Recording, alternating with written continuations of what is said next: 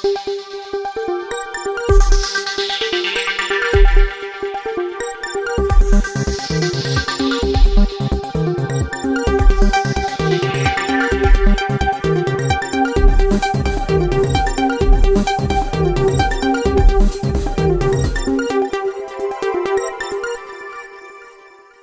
आज निर्माण विहार लक्ष्मी नगर पहुंचे हैं हम, जहां पर होटल मजदूर यूनियन का कार्यालय है।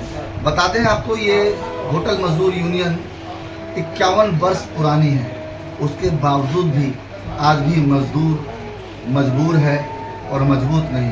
तो आज बात करते हैं, हमारे साथ जनरल सेक्रेटरी बैठे हुए हैं होटल मजदूर यूनियन के। उनसे बात करते हैं कि किन परिस्थितियों में आज पहुंची है ये यूनियन और क्या क्या मदद कर पा रही है उन मजदूरों की जो आज भी प्रताड़ित हैं। बहुत बहुत स्वागत है जी रानी जी।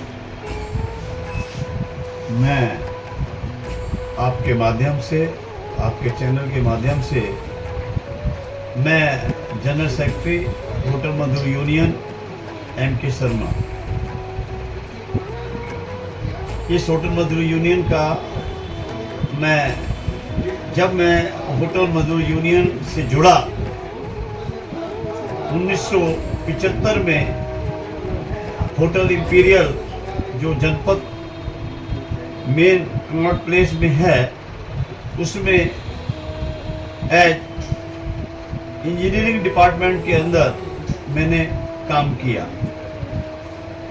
मैं करीब 1997 में 1975 से लेकर 1997 तक वहाँ मैंने कार्य किया। एज शिफ्ट इंजीनियर के तौर पर वहाँ कार्य किया और उस कार्य के अंदर जो वहाँ मजदूरों के लिए संघर्ष, जब से हम सदस्य बने 97 तक बहुत लड़ाइयाँ, बहुत संघर्ष किया।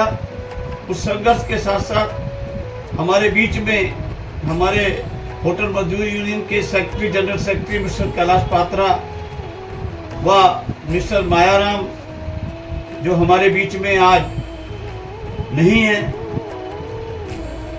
एक ऐसी मजबूत यूनियन जो दिल्ली के अंदर हुआ करती थी। सभी रेस्टोरेंट, कनॉट प्लेस, पूरी दिल्ली के अंदर उनके लिए संघर्ष करते करते उनका जो ड्यूटी 8 घंटे ड्यूटी व उनके लिए जो मिनिमम वेज और बहुत इंडस्ट्री लेवल पर सेटलमेंट कराए गए। तो वही एक होटल मजदूर यूनियन है जिसके हम आज जनरल सेक्रेटरी हैं। और मैं उस समय से लेकर आज तक जो मजदूरों के ऊपर जो अत्याचार जो मैनेजमेंट द्वारा किए जा रहे हैं, उसके लिए संघर्ष करते हैं। और संघर्ष के अंदर जो हमें परेशानियां आती हैं, उस परेशानियों को मैं आपके सामने रखना चाहता हूं। आज की जो मैनेजमेंट है, वो मैनेजमेंट अलग अलग रेस्टोरेंट की मजदूरों के ऊपर अत्याचार करती है।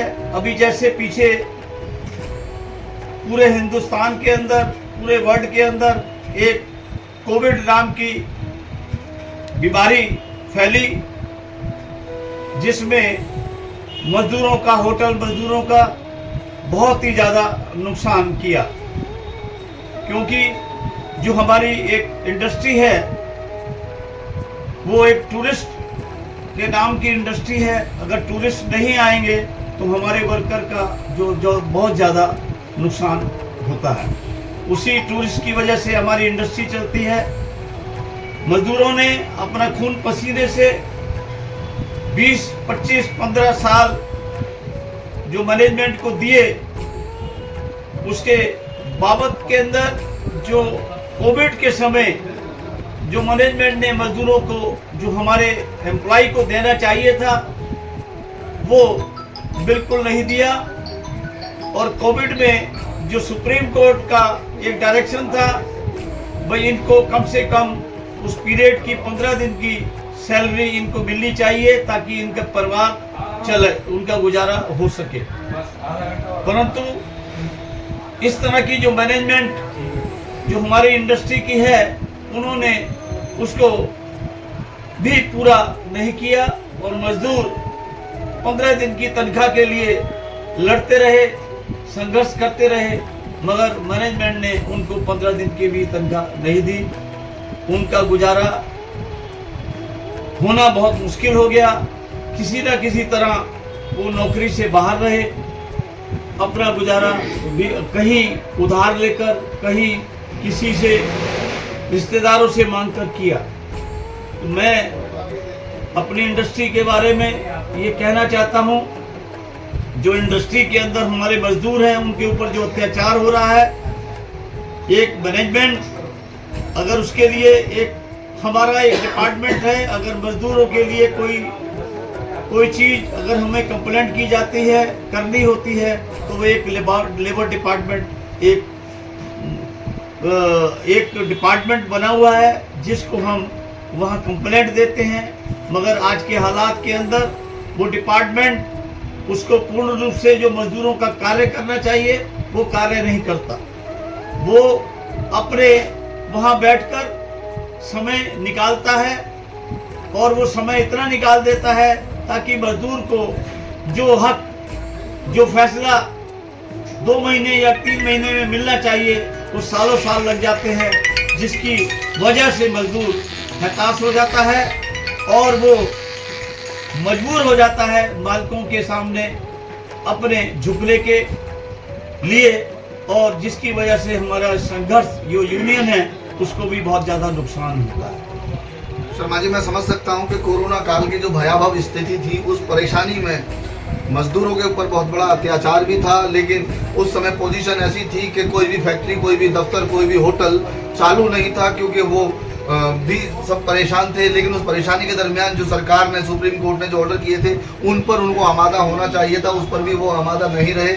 लेकिन मजदूरों ने संघर्ष कर अपनी ज़िंदगी को काटा और आज की डेट में कम से कम परिस्थितियों में पहुंच पाए हैं। लेकिन उस परिस्थिति में पहुंचने के बाद भी आज भी मजदूरों को निकाला और रखा जा रहा है, उनको शर्तों पर रखा जा रहा है, उनको सैलरी उनकी कम की जा रही है, उनकी बातें नहीं सुनी जा रही हैं और इन बातों को लेकर आप लड़ते आ रहे हैं। तो आज मुझे खुशी है इस बात की कि आज यूनियन ने अपना साथ मीडिया को भी लिया है, और साथ ही मैं आपको बता दूं कि मीडिया प्रभारी के रूप में अब इस संस्था के साथ मैं ओमपाल प्रसाद जुड़ा हूं, GNN न्यूज एजेंसी एवं स्वच्छ खबर समाचार पत्र से, और मेरे सहयोगी मेरे बड़े भाई राजेंद्र सिंह यादव मेरे साथ हैं। और उम्मीद करता हूं कि अब तक हमने जितने लोगों का साथ दिया है उनको बना दिया है, भले वो इन चीज़ों को माने या ना माने। और आज मैं वादा करता हूं कि जो मजदूरों के ऊपर अत्याचार, उत्पीड़न, प्रताड़ना जो हो रही है उसको हम बिल्कुल खत्म करवा के रहेंगे, चाहे वो संसद में जाके आवाज उठानी हो, जंतर मंतर पर आवाज उठानी हो, चाहे वो उन मालिकों को जाकर बताना हो। अब मजदूरों के साथ बुरा नहीं होगा, ऐसी हमारी अपनी मनोभावना है और इस भावना के साथ हम पूरी तरह से लड़ेंगे। शर्मा जी आज बुजुर्ग हो चुके हैं और उसके बाद हम आपको बता दें कि ये निर्माण भवन में जो इनका कार्यालय है, इस कार्यालय को शर्मा जी ने फ्री ऑफ कॉस्ट इस यूनियन को दिया है ताकि समाज का भला हो सके। तो स्वार्थ दूर दूर तक कहीं दिखता नहीं है और निस्वार्थ भावना से शर्मा जी कार्य कर रहे हैं, और मैं समझता हूँ ऐसे लोगों का हमारे भारत में होना बहुत जरूरी है, क्योंकि भारत की अगर संस्कृति अगर बनी रहेगी तो कहीं ना कहीं शर्मा जी जैसे लोगों से बनी रहेगी। लेकिन शर्मा जी अब जो बात आ जाती है सन 2023 की, अब हम सन 2023 में प्रवास कर रहे हैं। अब डिजिटल हो चुका है ज़माना, लोग मोबाइल रखने लगे, फ़ोन रखने लगे, लैपटॉप पर और कंप्यूटर पर काम करने लगे हैं।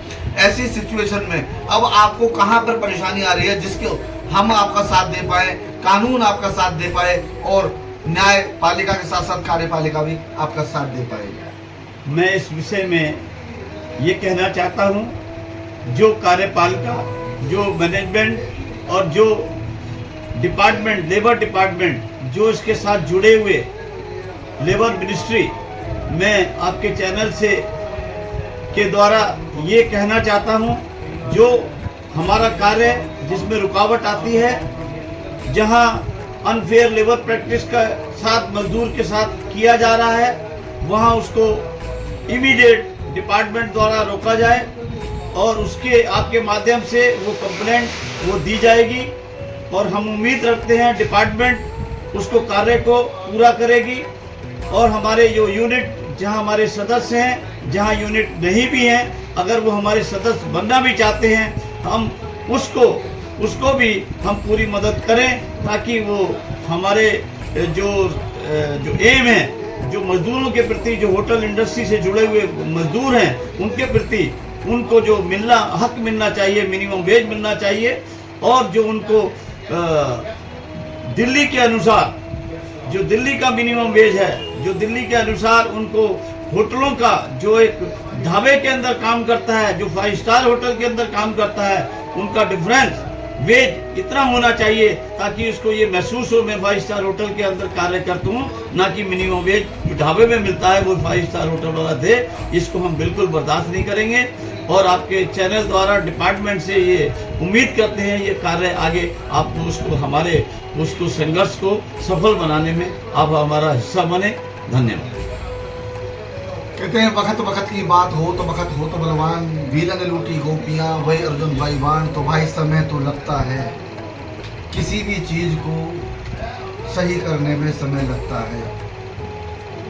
आज 5 स्टार होटलों में लोग जाते हैं, बड़ी खुशी के साथ बहुत अच्छे सोफे, बहुत सारी कुर्सियों पर बैठकर अपनी जिंदगी का वो हसीन पल स्वर्ग जैसा बिताते हैं। लेकिन उन्हें ये नहीं पता कि इनके ही नीचे कितनी दरारें हैं, कितनी परेशानियां हैं, कितने आंसू हैं, कितने दर्द हैं, कितने जख्म हैं। और इन जख्मों को ख़त्म करने के लिए अब हम बीड़ा उठा चुके हैं और कोशिश करेंगे कि आने वाले समय में मज़दूरों को उनका पूरा हक मिले और उनका परिवार खुशहाल हो। कैमरा पर्सन राजेंद्र सिंह यादव के साथ ओमपाल प्रसाद, GNN न्यूज़, दिल्ली।